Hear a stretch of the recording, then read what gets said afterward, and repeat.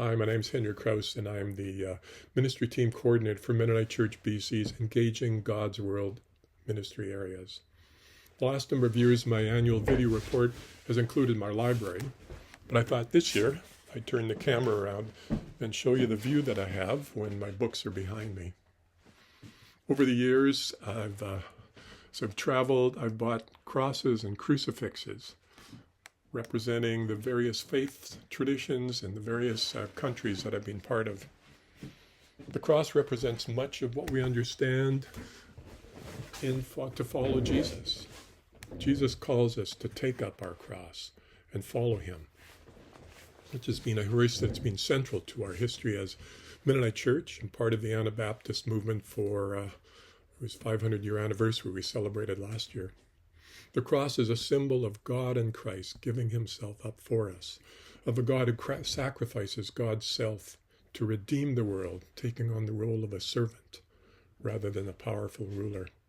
And so crosses remind us that our calling as Jesus followers is to walk in the way of the crucified one, acting out the love of God through Christ who's shown us and offered it to all of us. Christ, the crucified one, calls us to act in love in all we do. The first cross I ever bought was an Ethiopian cross that I bought in a Nairobi Catholic bookstore, representing the long history of the church, a Christian church in Africa. I have a cross that I bought on an MCBC study tour in Honduras, an image of a peasant representing Christ crucified, the poor of the world who are often overwhelmed by the powerful.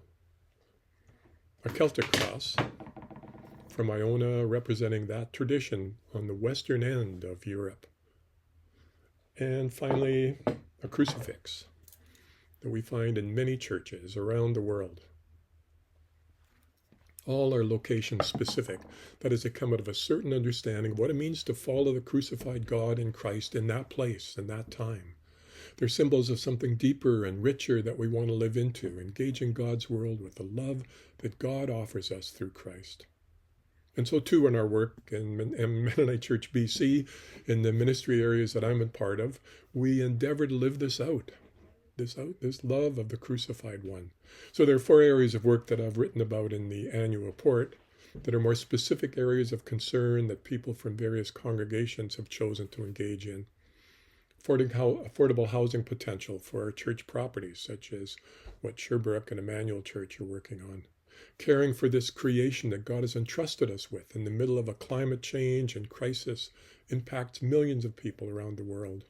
Longing for and praying for a just peace in Palestine and Israel in partnership with our Palestinian Christian brothers and sisters. And working at reconciliation and repair with our indigenous neighbors.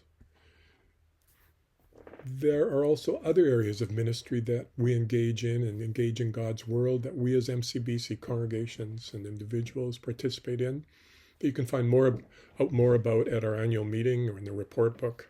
So we have people who are part of the oversight board for Valley Road Church in Kelowna working alongside that new congregation in their ministry.